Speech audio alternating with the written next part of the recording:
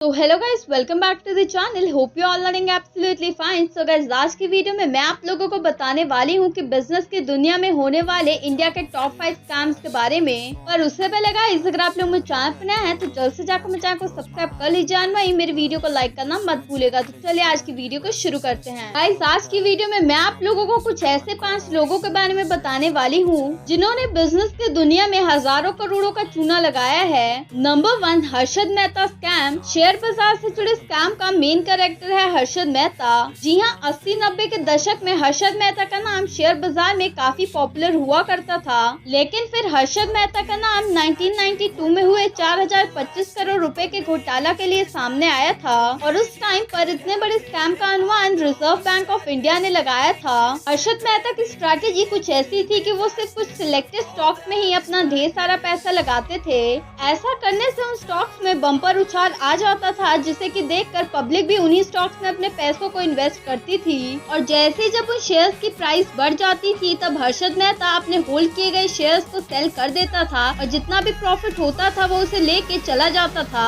अब आप लोग ये सोच रहे होंगे कि 90s के टाइम में हर्षद मेहता के पास इतने सारे करोड़ों रुपए कहाँ से आते थे कि वो इन पैसों को स्टॉक मार्केट में इन्वेस्ट करते थे। मैं आप लोगों को बता दूं कि करोड़ों रुपए को इकट्ठे करने के लिए हर्षद मेहता बैंक में फर्जी बैंक रिसीट देते थे और फिर बैंक से पैसे लेते थे और फिर उन्हीं पैसों को हर्षद मेहता शेयर बाजार में लगाते थे और फिर ऐसे धोखाधड़ी करके हर्षद मेहता एक बैंक से पैसे लेते थे दूसरे बैंक के पैसे चुकाने के लिए। हर्षद मेहता के काफी सारे राजनीतिक संबंध थे एंड इन्हीं राजनीतिक संबंध की मदद से और गलत तरीकों की मदद से हर्षद मेहता ने काफी सारे सरकारी बैंकों से भी ढेर सारे पैसे लिए हैं। और फिर जब 1992 में हर्षद मेहता का घोटाला सामने आया तो शेयर बाजार क्रैश हो गया था।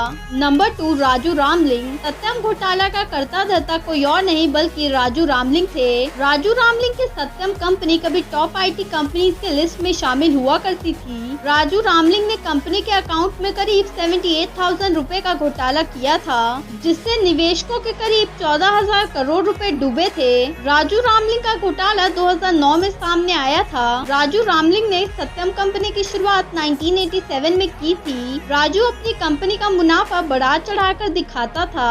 कंपनी का दावा था कि राजू रामलिंग के बैंक खाते में 5,000 करोड़ रुपए का बैंक बैलेंस है, लेकिन ऐसा था ही नहीं। कंपनी के पास बिजनेस चलाने तक के पैसे नहीं थे। 2015 में राजू रामलिंग को 7 साल की कैद की सजा सुनाई गई थी एंड वही 5,000 करोड़ रुपए का जुर्माना भी लगाया गया था। तो गाइस, ये तो थे टॉप 2 बिजनेस स्कैम्स। वीडियो को फर्दर कंटिन्यू करने से पहले मैं आपको आपके फ्यूचर को सिक्योर करने के लिए मोस्ट पॉपुलर स्कीम यानी कि नेशनल पेंशन सिस्टम NPS के बारे में बताने जा रही हूँ। बेसिकली NPS एक वॉलंटरी रिटायरमेंट स्कीम है जो कि आपको retirement fund and monthly pension की फैसिलिटी प्रोवाइड कराता है। कोई भी इंडियन सिटीजन जो 18 इयर्स से 65 इयर्स के एज ग्रुप के अंडर लाई करता है वो इजीली NPS में अपने पैसों को इन्वेस्ट कर सकता है। एज NPS एक रिटायरमेंट प्लान है तो इसमें इन्वेस्टर्स इन्वेस्टेड अमाउंट को 60 इयर्स की एज के बाद ही विड्रॉ कर सकते हैं। बट हाँ, कुछ स्पेशल कंडीशंस में NPS इन्वेस्टर्स को पार्शियल विड्रॉल की फैसिलिटी भी प्रोवाइड कराता है। चलिए अब मैं आपको बता देती हूँ NPS से जुड़े टैक्स बेनिफिट्स के बारे में। बट हाँ, ये टैक्स बेनिफिट्स आपको सिर्फ NPS के टायर 1 अकाउंट में ही इन्वेस्ट करने पे मिलेंगे। सेक्शन 80C के अंडर 1.5 लाख रुपीस की इन्वेस्टमेंट करने पर आप लोग इजीली टैक्स रिडक्शन के लिए क्लेम कर सकते हैं। Along with this 1.5 lakh rupees अगर आप लोग सेक्शन 80CCD 1B के अंडर 50,000 रुपीस इन्वेस्ट करते हैं देन ऑल्सो आप लोग टैक्स बेनिफिट के लिए एम कर सकते हैं। NPS में इन्वेस्ट करने पे आप लोगों को invested amount, returns and maturity amount पर टैक्स नहीं देना होगा। तो अगर आप लोग NPS में इन्वेस्ट करना चाहते हैं तो इस वीडियो के डिस्क्रिप्शन में दिए गए लिंक पर क्लिक करके ET Money ऐप को डाउनलोड करें, बिकॉज ET Money ऐप की हेल्प से आप लोग within a minute NPS में इन्वेस्ट कर सकते हैं with no paper work. And I would personally suggest you to invest in NPS with ET Money app, because ET Money app न केवल आपको SIP की फैसिलिटी प्रोवाइड कराता है बल्कि आपको उसमें एक ऑप्शन भी प्रोवाइड करता है जिससे कि आप अपने SIP में मॉडिफिकेशन या चेंजेस कर सकते हैं related to the date of investment and amount. And second point dashboard, जिससे कि आप ट्रैक कर सकते हैं अपने NPS ट्रांजैक्शंस को। चलिए अब आगे कंटिन्यू करते हैं अपने आज की वीडियो को। Number 3, Vijay Mallya scam. Liquor का बिजनेस करने वाले विजय माल्या ने SBI समेत कई बैंकों से टोटल 9,000 करोड़ रुपए से अधिक का चूना लगाया था। इसमें 16,000 करोड़ का सबसे ज्यादा लोन SBI का रहा एंड 800 करोड़ का लोन PNB का एंड वही 650 करोड़ का लोन IDBI का था। ईयर 2005 में विजय माल्या ने किंगफिशर एयरलाइन कंपनी की शुरुआत की थी। 5 साल के अंदर अंदर विजय माल्या की कंपनी किंगफिशर एयरलाइन बंद हो गई और पूरा बिजनेस लगभग खत्म हो गया था। इसके बाद विजय माल्या ने एक लोन को चुकाने के लिए दूसरा लोन लिया और फिर जब घोटाला का पर्दाफाश हुआ तो विजय माल्या देश छोड़कर फरार हो गया। करंटली तो विजय माल्या इंग्लैंड में है एंड वही इंडियन गवर्नमेंट विजय माल्या को इंडिया में बुलाने की पूरी कोशिश कर रही है। नंबर 4, सुब्रत राय सहारा स्कैम। सहारा हाउसिंग ब्रांड घोटाला साल 2010 में सामने आया और इस घोटाले की रकम 24,000 करोड़ रुपए थी। सहारा ग्रुप की 2 कंपनियां SIRECL और SHICL के जरिए साल 2008 से OFCD की मदद से निवेशकों से करीब 24,000 करोड़ रुपए उठाए गए। साल 2009 में जब सहारा ग्रुप की कंपनी सहारा प्राइम सिटी ने IPO लाने का प्लान किया तब सेबी ने ड्राफ्ट प्रोस्पेक्टस की जांच की और फंड रेजिंग को इनएप्रोप्रिएट पाया और तभी सेबी को शिकायत भी मिली थी कि SIRECL और SHICL OFCD जारी कर रही है और गलत तरीके से फंड जुटा रही है। सेबी ने जांच करते हुए सहारा ग्रुप से सवाल किया था कि फंड रेजिंग के समय सहारा ग्रुप ने सेबी की इजाजत क्यों नहीं ली थी।